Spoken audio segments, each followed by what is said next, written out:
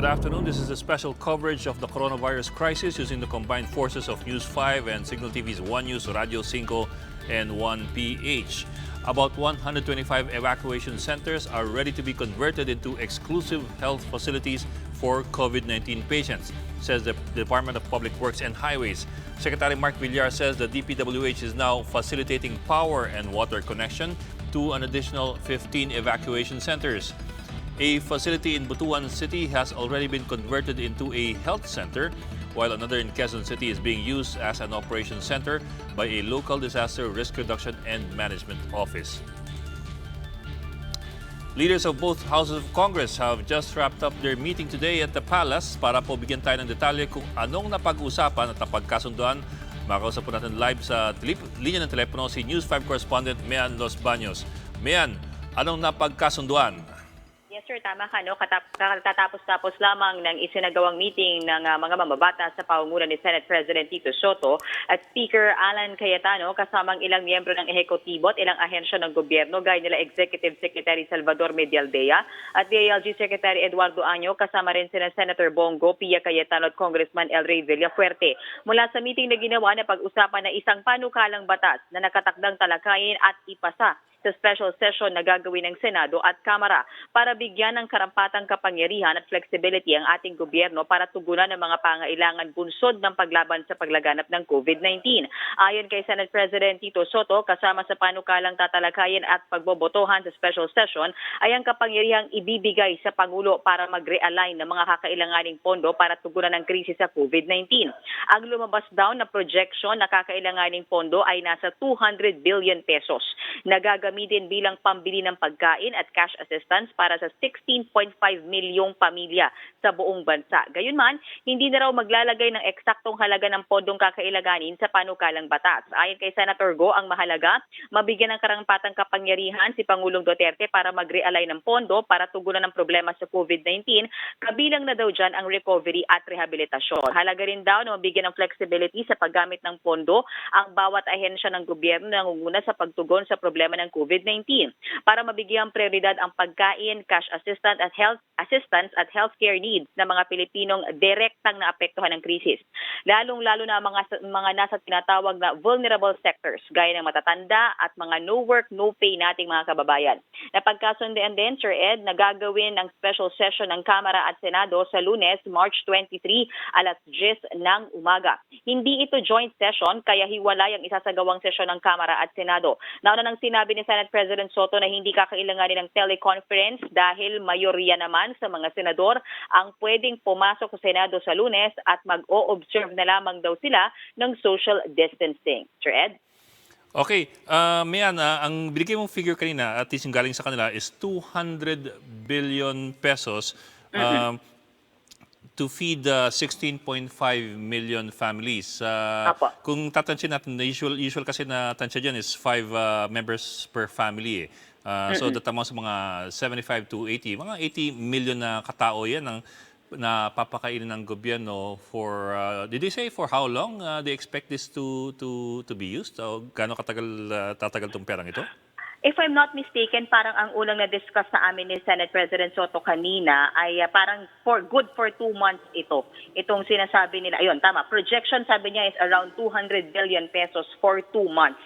Parang medyo nag-anticipate lang sila na gano'n kahaba. Bagamat nung tinanong namin siya na ibig bang sabihin yung itong ating enhanced quarantine situation ay aabot ng 2 buwan, hindi naman daw, pero sabi niya we're better to be prepared, sabi niya. So 2 buwan yung tingnan nilang igagamitin o itatagal niyang 200 billion pesos na yan, Sir Ed. Okay, I'm also doing the math right now.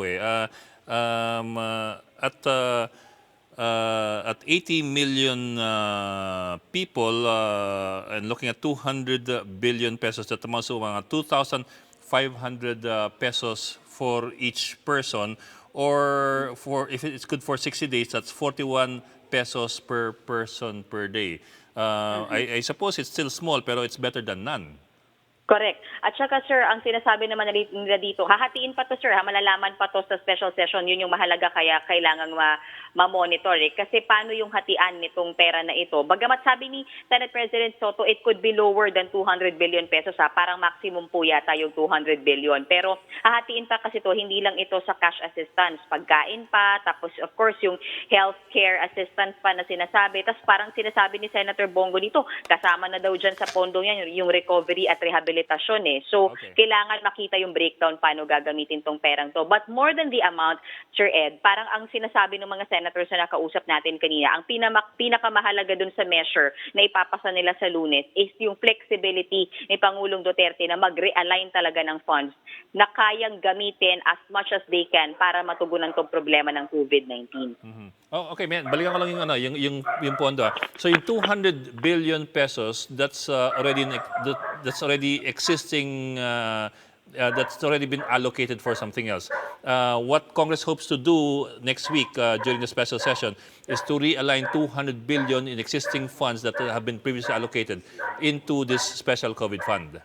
Opo, tama. Pero ang sinasabi naman dito ng for example ni Speaker Cayetano nung siya ay na-interview din ang sinasabi niya, tiniyak niya at ni Finance Secretary Sonny Dominguez na hindi maapektuhan yung mga pondo yung mga proyekto ngayon. For example, yung build, hindi diyan kukunin.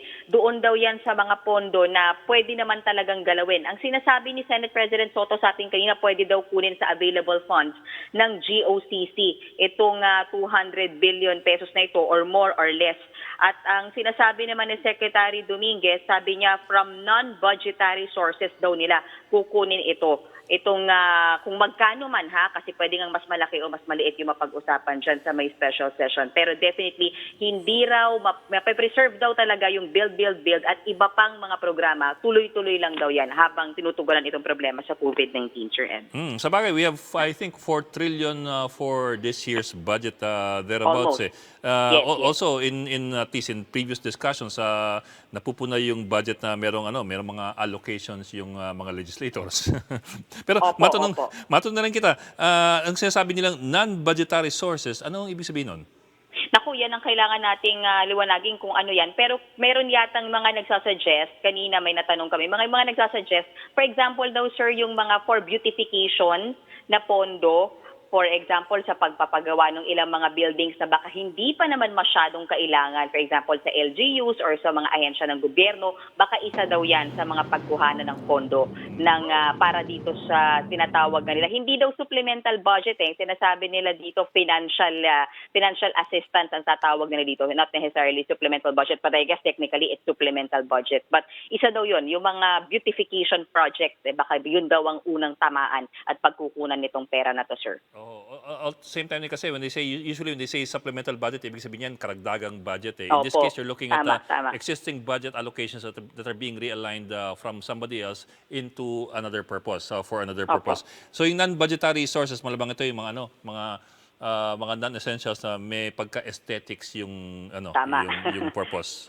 Opo, yung hindi naman masyadong mahalaga, pwedeng at a later time gawin, gaya nga po nung sinasabi nila, mga buildings na, kunyari po, additional offices na kaya naman pang i-delay ng konti, baka doon po siya kukunin. Pero definitely, ang siniguro niya, Secretary Sonny Dominguez at ni Speaker Cayetano, yung talagang mga major projects, for example, build, mga tulay, roads, tuloy-tuloy yan, hindi babawasan ang proyekto, hindi babawasan ang pondo niyan. Okay, hindi ko alam kung napag-usapan mo kanina, pero curious ako dun sa sa paano nila gagawin yung special session sa Monday. Are they going to be physically present, all of them, in the Senate and in Congress?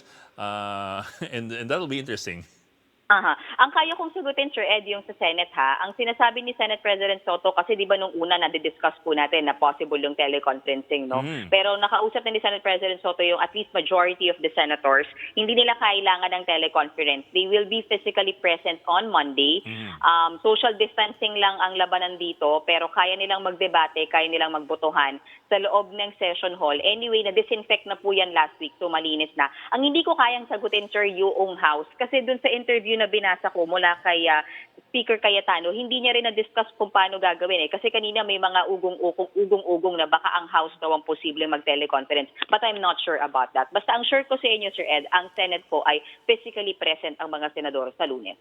Kasi in the House, you're looking at 300 congressmen with only three entrances and exits doon sa session hall. At least yung primary exits and entrances. So medyo may kumpulan doon. At the same time, tanong ko na rin sa iyo, paano si Senator Mig Zubiri? Yeah. Tinanong namin si Senate President Soto kung padadaluhin ba si Senate Majority Leader Mig Zubiri kasi nga naka-quarantine siya. Sabi niya bahala daw mag-decision si Senator Mig kung pupunta siya. But I guess it's safe assumption, hindi pa kasi tapos yung quarantine period niya, sir. Alam ko hanggang next week Wednesday ang kanyang quarantine period. So mukhang may ibang tatayong Majority Leader, sir, pagdating ng Lunes, hindi si Senator Mig Zubiri. Siguro kasi kung sumipot siya doon sa Senate session hall sa Monday, baka hindi kayo magpasukan. Opo, at saka sir pala, may ilang din senador. I'm not sure, I have to ask again si Senator Risa Ontiveros. Pero kung kanina, kasi kagabi po, supposedly, sinabi ni Senator Soto, dapat ngayon yung special session Kung ngayon yung special session, dapat may ilang senador, gaya nila Senator Risa Ontiveros, bagamat hindi naman sila nagpositibo sa COVID-19, hindi sila dapat makakadalo dahil nag-observe din sila ng self-quarantine dahil na-expose po sila kay Senator Migs. So, kailangan pong makausap yung ilan pang mga senador na nagsi-self-quarantine pa rin po until now. Pero ang sinure sa atin, ang siniguro sa atin ni Senate President Soto, kahit hindi makadalo lahat, meron siyang majority. Kaya niyang mag-produce ng majority of senators pagdating ng Lunes po. Yeah. Would you have an idea kung ilan more or less yung naka-self-quarantine ngayon sa mga senador? Ang alam ko lang, sir, halos lahat ng mga nagpa-test, nagpa-self-quarantine. Pero since nag-negative, naalala niyo, sir, the other parang Wednesday at po yata yun. 7 senador pa Sila Senator Paul, Senator Bong Revilla, Senator Amy Marcos. 7 senador, Senator Soto, ang nagpa-test nung sa COVID-19 at lahat naman sila nag-negative. So lahat ng mga yon a-attend na yon. Tapos Si Senator Kiko Pangilinan kasi, sir, tsaka si Senator Risa, hindi po sila nagpa-test. So, hindi nila alam kung negative po sila. They're just observing yung self-quarantine. Also, si Senator Kiko pala, hindi ko rin sure kung a-attend siya kasi nabasa ko po yung Facebook post niya. Very strict din po siya sa kanyang 14 days na self-quarantine. Okay. Maraming salamat. News 5 correspondent Meros Baños reporting us over the phone. Thank you. Nakalakto na po ang Hospicio de San Jose sa Manila bilang pag-iingat sa COVID-19. Hindi na muna sila tatanggap ng mga bisita mula sa labas at hindi na rin papayagang lumabas ang kanilang personnel. Humihingi rin ng donasyon ang pamunan sa publiko dahil kulang na sila sa formula milk para sa mga sanggol. Nangangailangan sila ng canned goods at iba pang pagkain dahil may mga persons with disabilities at mga bata silang inaalagaan. Sa gusto pong mag-donate, pwedeng iwanan ang mga ito sa harap ng gate ng Hospicio de San Jose. The Department of Public Works and Highways is deploying 72 buses and 2 PUVs to regularly ferry health workers around Metro Manila for the duration of the enhanced quarantine. Please bear with us. Iisahin po natin yung mga ruta for the sake of our frontliners. Para po sa mga nasa northwest area, ang pick-up point po ay ang nasa Meralco, Malanday at sa MCU Hospital.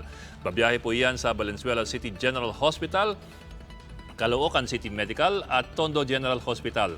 Dadaan na rin po dyan sa iba pang mga ospital na nababasa po ninyo sa inyong mga TV screens.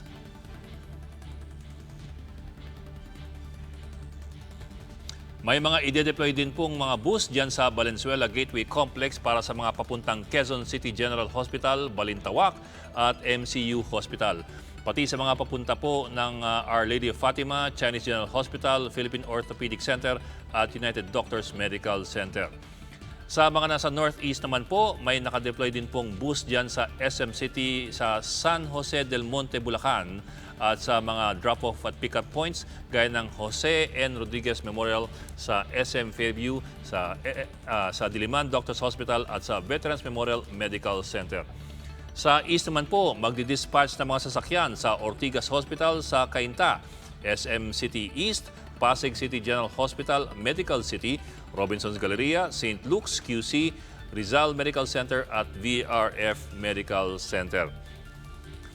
Para naman po sa mga nasa Central, maaari po kayong mag-abang sa Providence Hospital, Philippine Orthopedic, sa United Doctors Medical Center at sa iba pa pong pick-up points na naka-display ngayon sa inyong mga TV screens.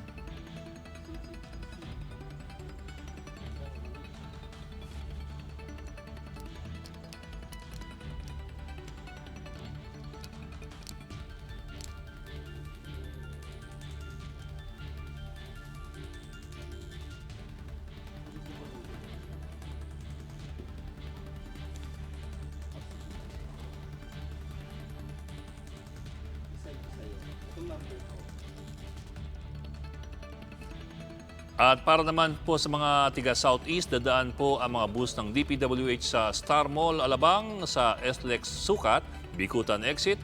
Papunta po ang mga ito sa Makati Med, St. Luke's BGC, pati na rin po sa Perpetual Health Medical Center sa Las Piñas at Las Piñas General Hospital. Ang buong listahan po ng pick-up at drop-off points ay naka-flash ngayon sa inyong mga screen.